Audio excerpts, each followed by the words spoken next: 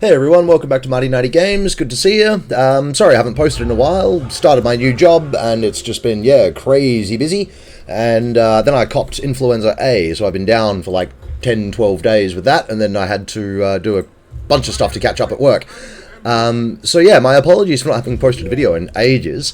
But I'll try and get back to like a pretty regular schedule now. I know I said that last time, but I wasn't intending on getting the damn flu. So there you go. Don't sign up for that. It's crap. So I thought today I would start with a Karl Franz campaign. Partly, I really like playing the Empire. It's fun being the underdog. And secondly, because it was one of the kind of four factions that I recommended you play as a brand new player. The Cathay, Dwarves, High Elves, Empire, and I think Kislev might have been the other one, but yeah, I don't know about that now. The changes to Kislev have definitely made them a bit harder, particularly to start with. They still absolutely roll in the middle and end games, but yeah, the bloody Kata in particular is a hard start now. For my own part, on my own free time, I've been playing a hell of a lot of Dark Elves, who I have absolutely fallen in love with again. But yeah, I haven't had a lot of time for recording, and post-flu, like when I got home from work, it was just like, and flop. And I've also been doing some tutoring for some high school kids in my area of expertise, so that's also been taking up a bit of time. But yes, all for the greater good. But yeah, good to see you back. Thank you for bearing with me through that little hiatus. And I will definitely try and upload at least one video a week, and I will try for two. Now that things have sort of settled in with the new job and I've got my feet under me and I'm better from the flu, it shouldn't be as difficult to find the time. Yeah, so Empire, look, really, really fun faction to play. The reason I've chosen Franz is because you do not need the DLC to access him. Obviously, you'll need, like, Total War 1 and Total War 2 and Immortal Empire to be able to play him in Immortal Empires and all that good stuff. But you don't need the Elspeth von Draken DLC to play him. So I thought that would be a good thing to do. You can just play this as pretty much just the base game. Don't need anything too fancy to access dear old Franzy. Who I affectionately call Franzypants because he has very fancy pants. He's a fancy pants kind of guy. So, you'll notice that my playstyle between factions is pretty similar, in that I tend to try and get a lot of value out of my characters. So you'll often see me kind of bait them around with this. Now, the only thing in this enemy army here that really poses any threat to us whatsoever is this bloke. If he gets into our mortar and our backline, then that's going to be really bad, so we don't want that to happen. So the handgunners are just going to blast him to smithereens. And the enemy crossbows could stand at the back and just, shoot us heaps, and that would be not good. So what I've done is I've sent the Reichsguard around the flank just to smash the crossbowmen. It's got the added benefit now that it's actually drawing some of their troops back, which obviously the Reichsguard can easily outrun. And I'm just going to try and do as much damage as I can to old mate here using the handgunners. Alright, that's all they're going to get out of him, and then the greatswords are going to charge him, they're going to charge him, they're all off guard, so that's good. Franz is doing fine there in the middle. They're getting absolutely shredded. They can shoot them. It's, pretty easy first battle. Why are you walking over there? There must be like a little lip there that they couldn't shoot over. Yep, that's cool. No dramas. Get them, boys. Get the Reichsguard out of there. They're starting to take a bit of punishment. Don't want that. But they've done their job in that they have gotten those damn crossbows out of our face. Actually, no, we'll keep chasing him down. That's fine. If he didn't rally, that would be pretty good. Chuck the halberdiers out that side. The Reichsguard, rear charge. Yep, there we go, done. And because we're out in a field here, and this is a enemy army, we'll just run down as many of them as we can, which won't really be that many because we've only really got the Reichsguard that can run after them.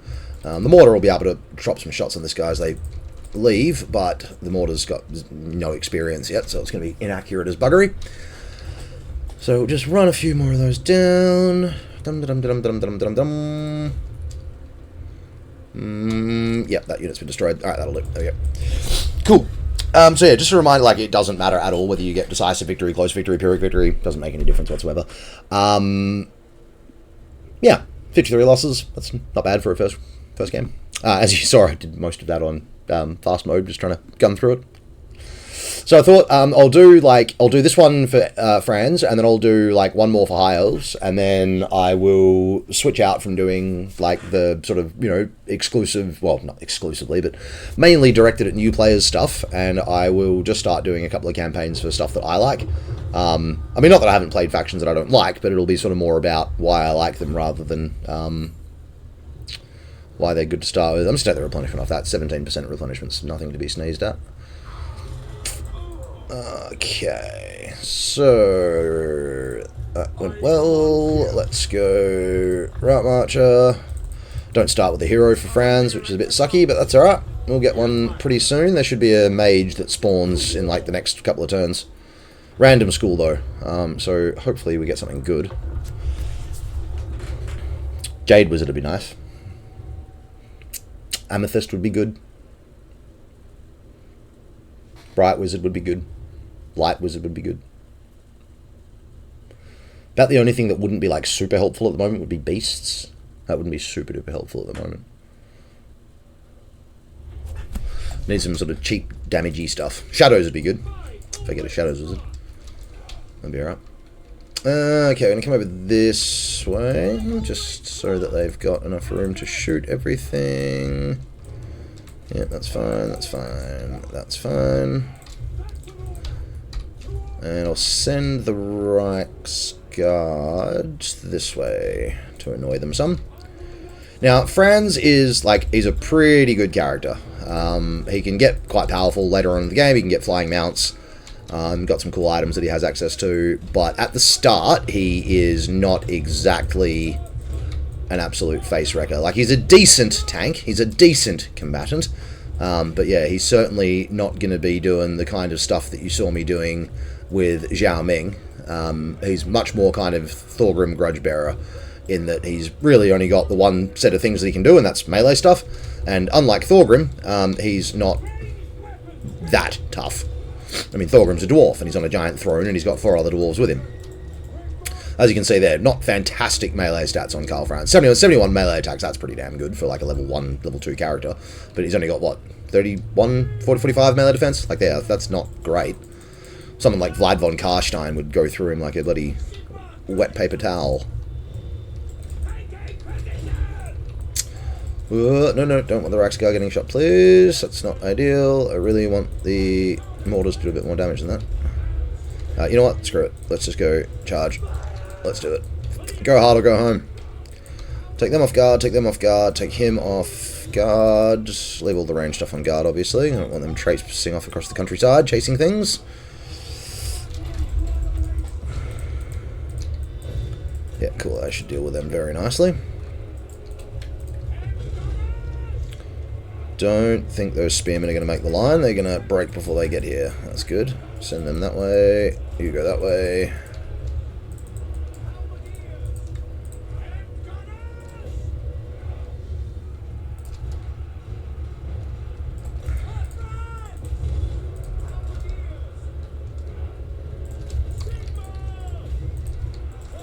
Going to get them in there. They're going to concentrate on that unit. This guy's going to keep bombing that blob, because even if the mortar hits Franz, it's like not really going to do any damage. Whereas if it does, if it hits our melee infantry, yeah, that's not going to be good. So the mortar can happily and this is why it's good to like bait things around with characters and such, because they can avoid a lot of the damage from stuff like dropping artillery and spells on big clumps of infantry. Don't want to do it with your own infantry in there, because they'll cop a beating as well. Alrighty. These guys should break pretty damn soon. Just get that out of there so he's not getting too pummeled. They can lead them a bit of a merry chase. They can charge in the back there. You shoot them so they don't come back. Yep, there we go, cool. Now this is in a settlement, so it actually doesn't need to be run down at all. So there you go, boom, done. Second battle complete. Cool, which gives us our second settlement, the first one that we've actually taken. There's 4 settlements in the starting zone for the Empire, and these days as Karl Franz, you actually start in control of a second settlement as well. It's not really a settlement, it's a fort. You can't build anything there in terms of like buildings other than upgrading the fortress itself. does have a very limited amount of recruitment, but it does count as another province for the purposes of setting a commandment, which is pretty helpful. And it also just denies that settlement to your starting opponent, the Empire Secessionists, because not too long ago, they also started in control of Helmgart, so you had to get them out of here, which is an absolute pain. But now you start with that. So really, the only thing you've got to do to secure your first province is go bang, bang, bang. And it's pretty easy to do that. So, put the second talent point in. I'm going to go re-inspiring presence so that he levels up his army a bit quicker. I'll take some archers. I'm going to recruit a second lord over here at Altdorf. And we're going to use that in the next turn or two. I think I will go a noble master engineer because that'll buff the economy a little bit, and having a ranged lord would be pretty handy. I'm going to build the growth, replenishment, money, and yep, that's good. Take that. Okay, so if you're not familiar with Empire, two things to note. One, this little crest with the skull in it, that denotes a settlement that belongs rightfully to the Empire. So you need to make sure that you get as many of these as possible, or that they're being held by friendly Empire factions. The second thing is this like coin-looking thing here. That's the level of fealty. Once they get to level 10 fealty, you can use... where are they? Electoral machinations. So you can use this, and you can use this button here. So confederate target 10 fealty elect account faction. So you can just be like bloop, and then they belong to you as well, which is really, really handy. And you can do that to even do that to other legendary factions, I believe. So you could even do that to like Elspeth von Draken over here if you wanted to. You can also use the electoral machinations to change your diplomacy with other Empire factions, and later on you can get research to use that on other factions as well, I'm pretty sure. But yeah, in the meantime, we're going to need a whole bunch of this prestige, which we get from fighting battles, because that's what we use to pay for this stuff. So, but if you're wondering what that coin and what that little crest are, that's what they are. Finally, up here, measure of your imperial authority. Essentially, you just need to stop it getting down to this end of the bar. If it gets down to this end of the bar, you got problems. If it's in this middle bit, or if it's in the middle bit, you like nothing's happening. And if it's in the green, then you are receiving benefits from it. So as long as you keep your imperial authority in the orange or better, you're okay.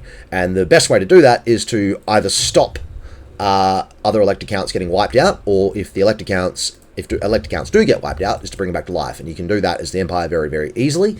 As Reichland, you just like roll up to a settlement that used to belong to somebody else, and when you go to settle it, or after you've finished, after you've finished fighting the garrison there or whatever, as well as all the usual options, there's also another option which is return to elect account.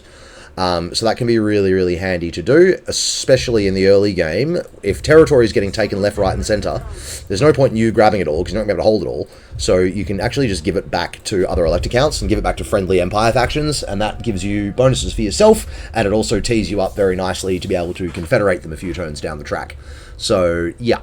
Got to make sure that you play a really good diplomatic game as Karl Franz. You can't ignore the other Empire factions. You can't ignore diplomacy. Well, you can, but it's going to bite you pretty hard in the butt if you do. Like, it's going to trash your campaign pretty soon down the track if you just completely refuse to engage with any of the other elect accounts. You've kind of got to, brother bear them a little bit. You got to be there, watch their backs, and if they do manage to get flogged, you need to help them sort of get their act together again. Because, it's really not good for Karl Franz if all of the other elect accounts get wiped out. That's very bad mojo. Cool, got a battle wizard. And he's a bright wizard. That's really helpful. Cool. Alright, so what we're going to do now is I'm going to sneak Franzypants over this way and stick him in ambush in the woods there. And my hope is that they won't see too much of a threat to Uberstrike, and they will just stay right there and let us build up a little bit more before we have to fight them. So the Bright Wizard's going in the army. I mean, regardless of what wizard I got, unless it was something like absolutely atrocious, I probably would have put it in the army regardless. Grab some more archers. Nothing else to be done there. I'll just quickly check diplomacy, because I did forget to do that last turn, but I didn't. It's turn one, there's probably not going to be heaps of stuff that I can be doing, so that's alright. The Ice Court, I'll take a trade agreement with... No. The only reason I'm not going to go with Bastogne or Paravon is because there's like never quite any telling who they're going to end up at war with. Like, for example, Bastogne's already at war with these dwarves here, and like I don't want to annoy them because they could jump over into my territory and start making trouble. And Paravon is at war with Talson over here in Athelloren, so that's Orion's faction. And like, yeah, I'm not going to be friends with a minor non-legendary Bretonnian faction at the cost of annoying one of the Wood Elf legendary lords that's not that far away. If he decided to make trouble, then there would be trouble. So basically the goal as Franz in the early game is to secure as much of the Empire as you can, either under your direct control or under the control of friendly elect accounts. And if possible, it's better to keep more elect accounts on the board. You don't want to get to the position where one of the elect accounts is like way more powerful than you, because then they can just start doing like really crazy stuff. Like, it's not unheard of for Marienburg to get a bit uppity and like come and declare war on you as Karl Franz, and that's just a pain in the neck that you don't need.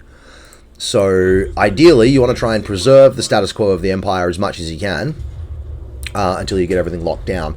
And as always in Warhammer 3, it's just a matter of knowing like how to play triage, deal with the biggest problem first.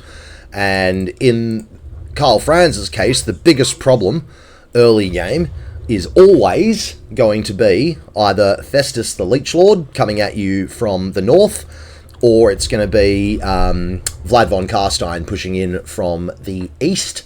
If you're really unlucky, or if things just sort of don't go your way, or if you don't play a strong diplomatic game, you can also end up getting declared war on by God, what's his name?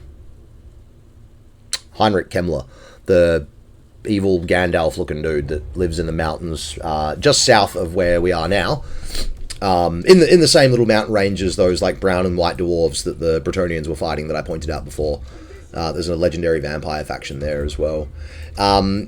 So those three factions have like got to be dealt with. That you don't necessarily need to deal with them personally, but if someone else isn't dealing with them, like you're gonna need to. They'll ruin your day pretty quick. And then once you've dealt with them, it really depends on where you want to go and what you want to do. So Grom the Paunch is to the south, but it's really very common for Grom to just get absolutely rolled over by a combination of Bretonnia and Wood Elves. I'd say it's probably like maybe 1 in like 15 or 20 Reichland campaigns that I've played that I've actually had to like directly engage with Grom the Paunch in any sort of meaningful sense. You may get hyper-aggressive Clan Scryer pushing up all the way from Skavenblight. The benefit to you there is that they've got to get through Clan Angrand Dwarves, so Belagar Ironhammer's legendary faction.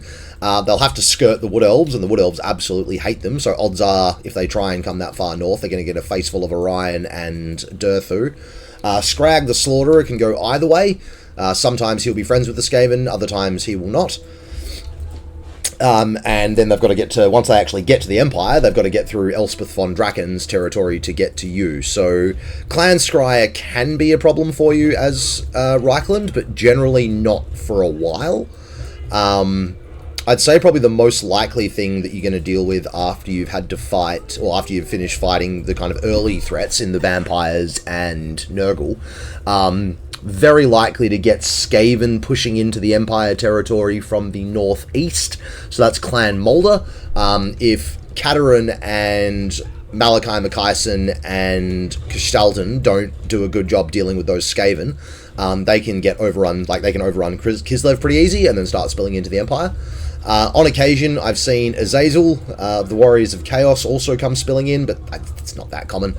Probably the most common is Norska. You will get either minor Norscan vassals, which is often where you can get Azazel of the Warriors of Chaos breathing down your neck, because his vassalized faction, depending on how far north you go as the Empire, his vassalized faction will be like on the direct opposite coast to some of your cities, and it generally doesn't take long for them to start developing aspirations towards your territory. You can also get Throg and or Wulfric come pushing down really hard from the north and start raiding into the Empire's territory. But your first priority should always definitely be, in my opinion, unless like something really weird that I haven't seen before happens, it's almost always going to be Festus the Leech Lord and Vlad von Carstein that you're going to need to deal with first. Because they're the only two like definite enemies that actually start within the Empire's border. I'd say probably like 70% of campaigns you're going to want to take out Dryker of the Wood Elves, because she's got a nice bit of Empire territory to her name, and you really do want it. But technically, you could get away with making her an ally. It depends on if you're going for actual, like, campaign victory as far as the game's concerned, or if you're just looking to play a campaign. If you're just looking to play a campaign, then yeah, by all means, knock yourself out, make Dryker an ally, if you can. But if you are looking for the actual campaign victory and, like, achievements and stuff, I'm pretty sure you need to actually own that territory yourself, or you need it to be in the hands of an Empire faction that you are either... that you've either vassalized or that are military allies with you. I don't think it works if you are military allies with a non-Empire faction. I don't think. I'll double check that. I don't often anymore go for, like, actual campaign victories and stuff on campaigns. But I don't really care about achievements and stuff. I've never sort of really been one for that kind of thing. Like, I've got most of the achievements for Warhammer 3, but that's just by dint of having played it so damn much. But yeah, like, I generally don't worry too much about actually trying to complete campaigns. I just kind of play them until I've had enough. But when you're first starting out, yeah, by all means, like, go for those achievement victories if that's what floats your boat.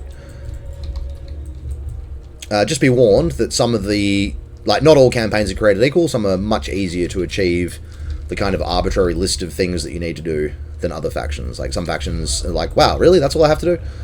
And then other factions, it's like, what do you mean I have to own these 9 settlements that are, like, strewn randomly about the planet?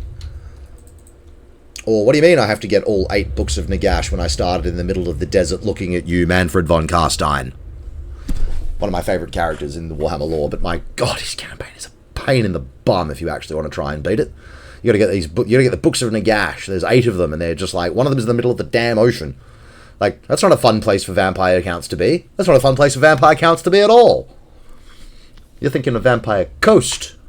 Yeah, they love boats. Vampire accounts, no, don't like boats that much. Don't really like boats that much.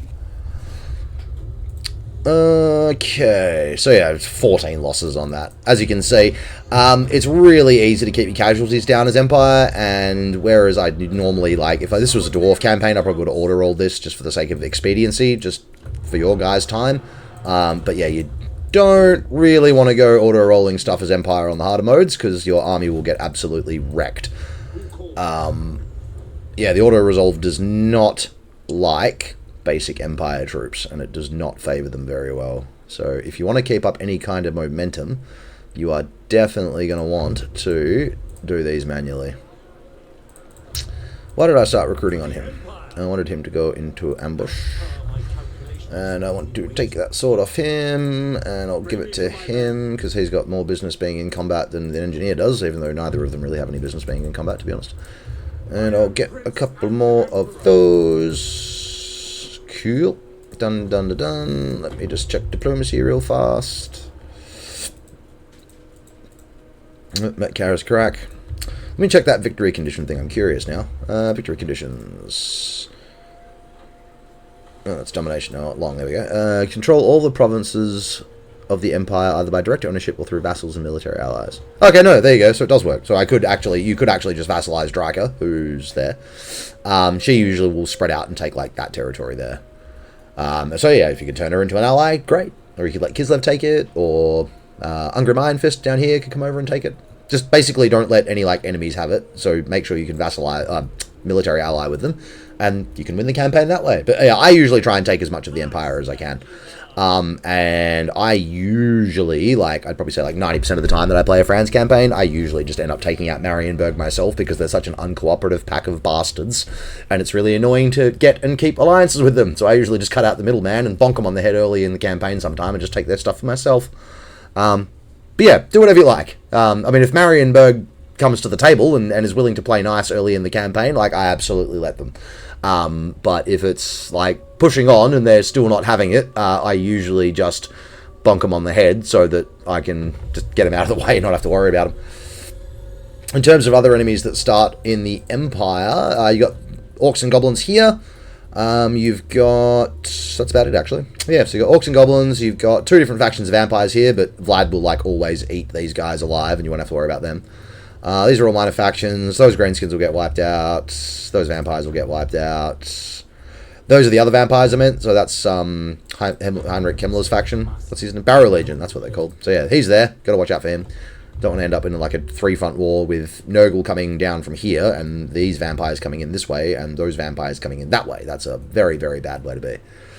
So what I'm going to do here, I'm going to try and do Old Faithful, in that I'm going to stick him in there, in the ambush stance, and I'm going to bring him up behind him, and I'll just keep him on our side of the border, and hopefully they will walk into that ambush.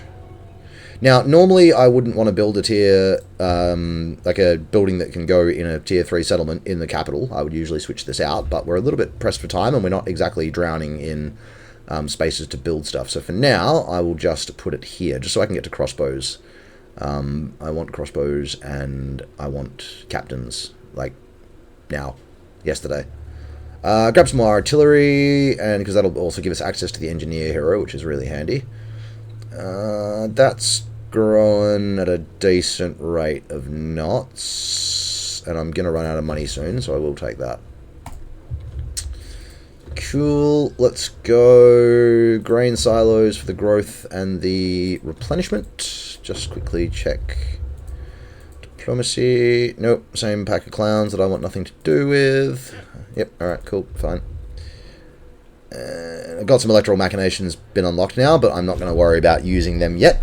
You want to make sure that you keep like at least like 1,000 prestige, or like when your turn starts, like if you're earning like 900 gold a turn, keep like 100 gold in your treasury. It's a good idea at the start of an Empire turn, Reichland turn specifically.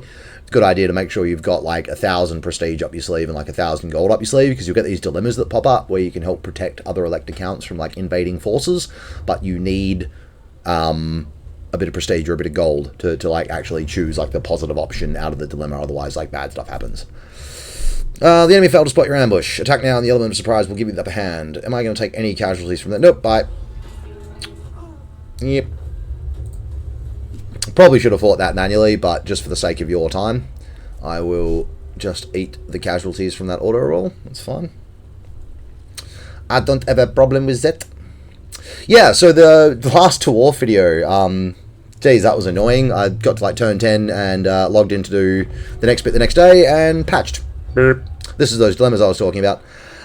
So the best option here would require 3.5 grand, which I am just short of. That's okay. So basically I've just got to choose whether Flensburg will go to Stirland or if it will be retained by Aveland. And because they're both at the same level, like it really doesn't matter any, meeny, miny, that one. Like I could probably tilt it to whichever faction I wanted to confederate first, but they're both like pretty dodgy factions to confederate right now. I'd much rather get Tel Aviv, or actually the faction that I'm actually going for is Boris Todbringer's faction up here. I can never remember what they're called. What are they called?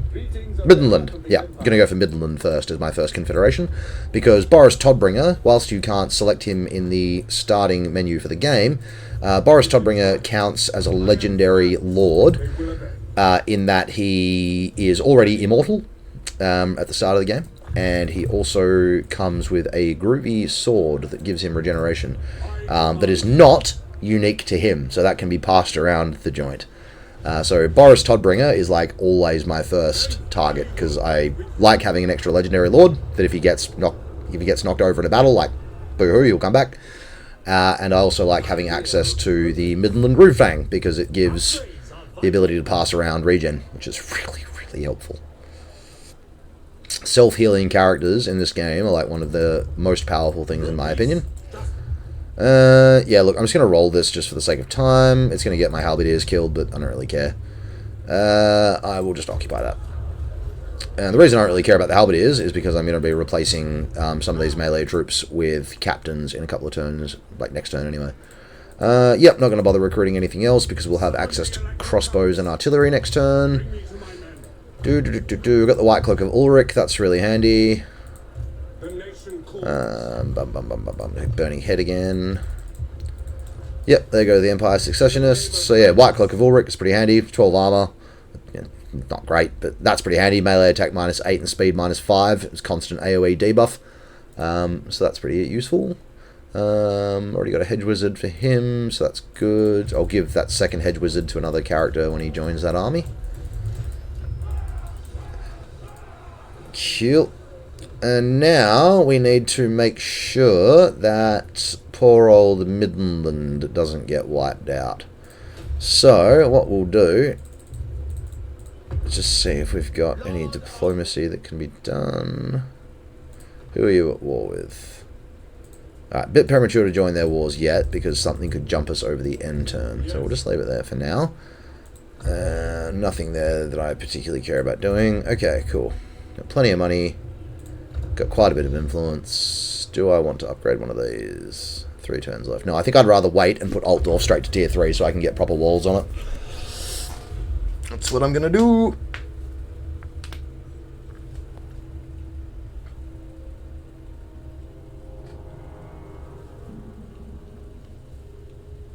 Oh, that was a good stretch.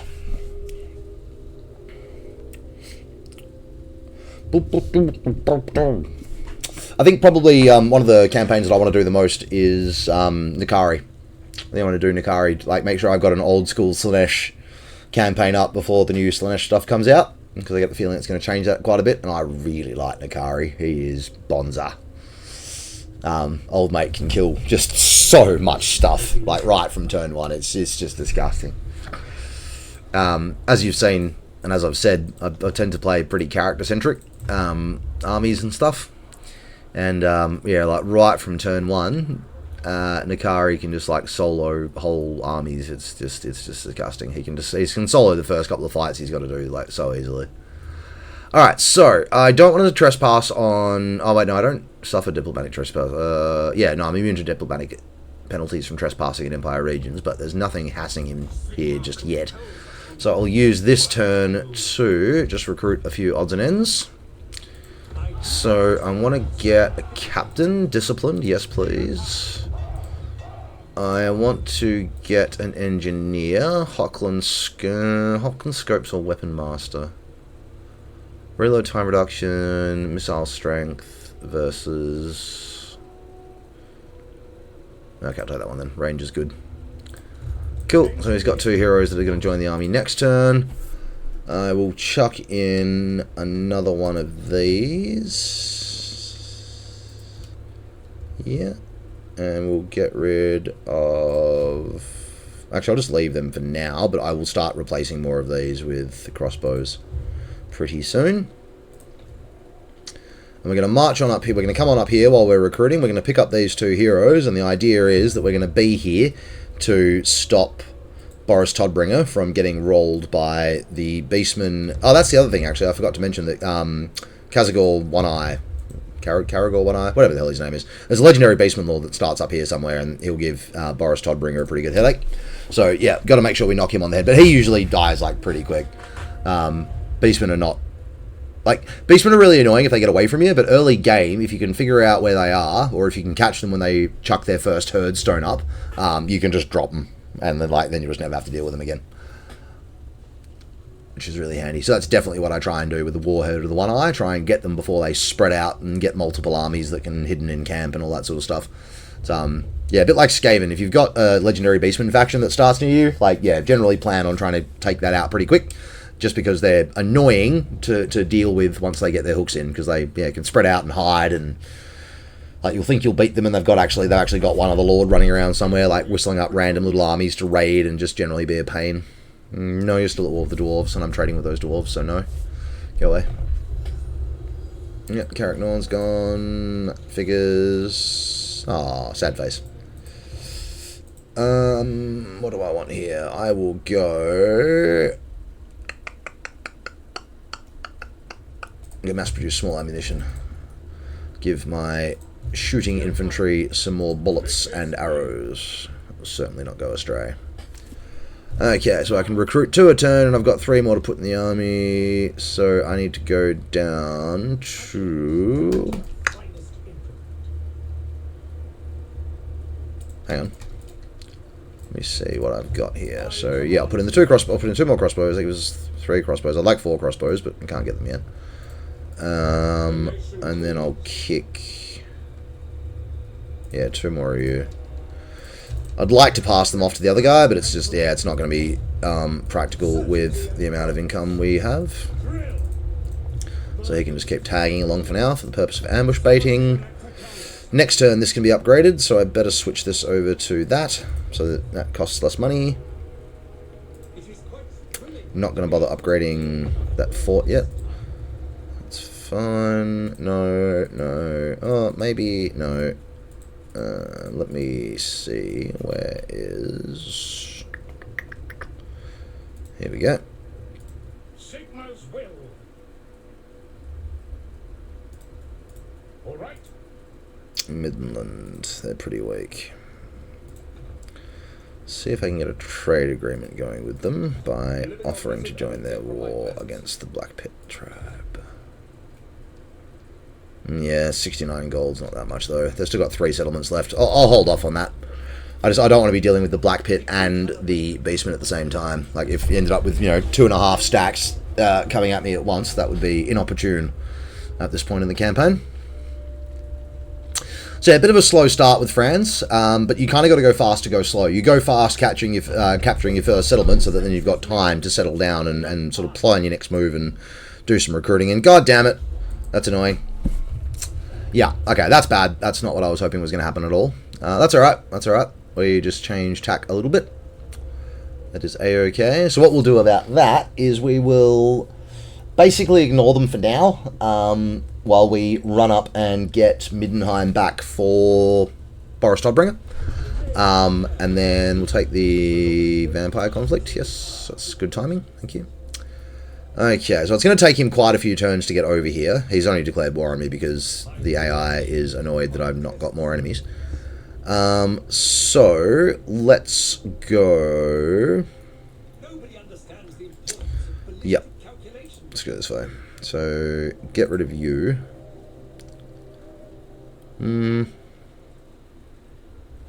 Get rid of you. No, get rid of you. Actually, we'll get rid of 2 more of them. No, I won't. We'll get rid of 1 more of them. And then we'll go bang bang. Yeah, cool. And then old mate here is going to come over this way, and he'll start recruiting just a handful of units to keep the vampires at bay if they come in. If they come in, I'll probably have to abandon Isleheart and probably get this guy killed, but whatever. It's just a delaying action. No, not going to upgrade that yet. No, not going to upgrade that. Do I have enough money to do Altdorf? No, I don't. Short by 400 gold. What a rip-off. Can I scab some money out of anyone? No. Who are you at war with? What if I joined your war against the Crooked Moon? How much would he give me? Nice. What if I... Perfect. Cool, there you go. Open diplomatic relationships with the dwarves, get a trade agreement out of it, and got enough spare cash that I can upgrade Altdorf to tier 3. Cool, and I'll flip that back over to that one while that's growing. I mean building, not growing. Yeah, so you just want to look for sort of friends wherever you can with Franz, and then you've just got to kind of deal with problems as they develop. And as I said, the idea is to try and lock down as much of the empire as you can under the control of either yourself or other empire counts, elector counts, and then you start just managing your confederations. So you pick which ones are at 10 fealty, and you see which one you want best based on where it is or who's the lord or whatever. And yeah, you just sort of snap them up one by one. The idea being that eventually you own the whole damn empire. It's really fun campaign, but it's quite challenging just because there's enemies that can come at you from like a bunch of different directions. As you've just seen with Heinrich Kemmler, I hoped that he would sort of hold off a bit more than that, but nope. Before turn 10, he's coming at us. That's wonderful. Well, not coming at us. He's declared war on us.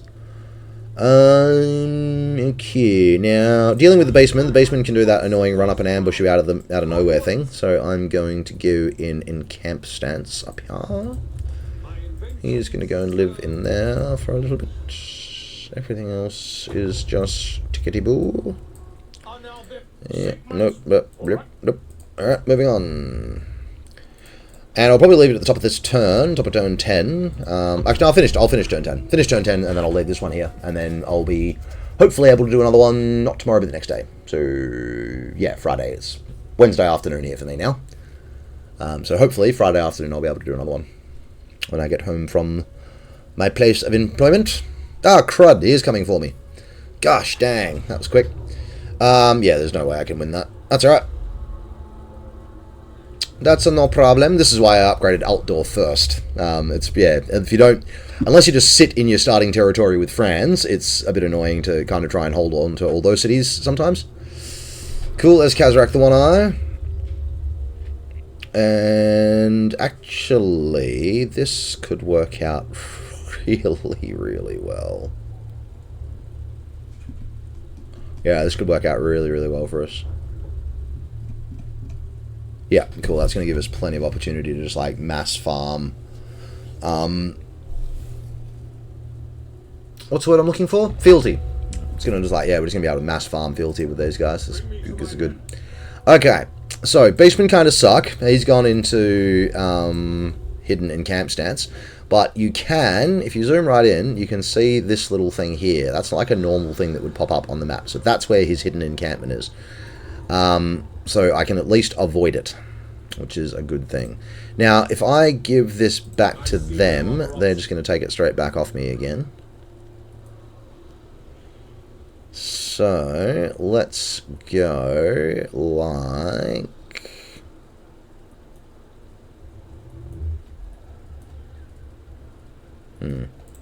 Just thinking.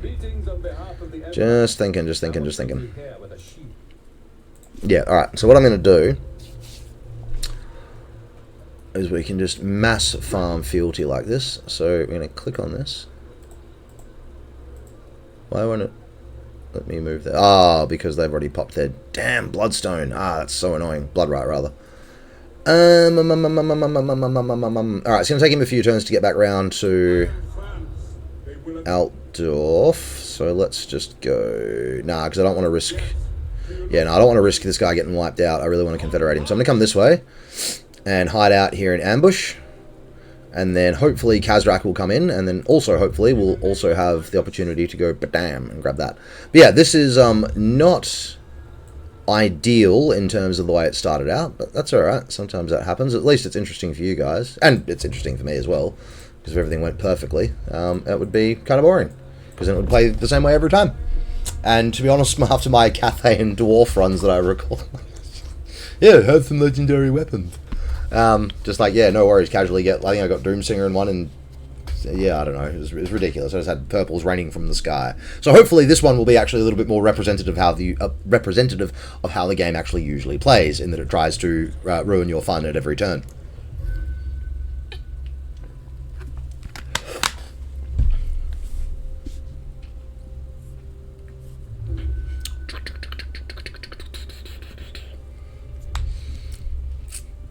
Okay, so, top of turn 11, I will not improve the omens, because I need that money.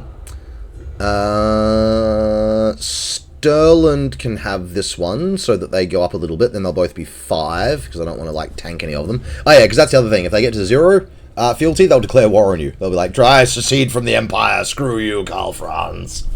So you don't want that either, it's a bit of a balancing act. Alright, so I'm going to leave that there for this video, and then what we'll do next time when I pick up is we'll just go kablar and deal with him, and then we'll go kablar and deal with him. Ideally, I would have liked to have made it here and given this back first, but you know what they say about the best laid plans of mice and men. So yeah, that's where we're at for today. So thank you for watching. Please feel free to leave any feedback. As always, if there's a faction that you want me to cover particularly because you think it would be fun or because you need some help with them or whatever, please just drop a comment or message me or whatever. More than happy to make stuff that people actually need. And yeah, hope you've enjoyed this, and I will see you next time. Really appreciate you for watching. Thank you for taking the time. Have a great day. See you, folks.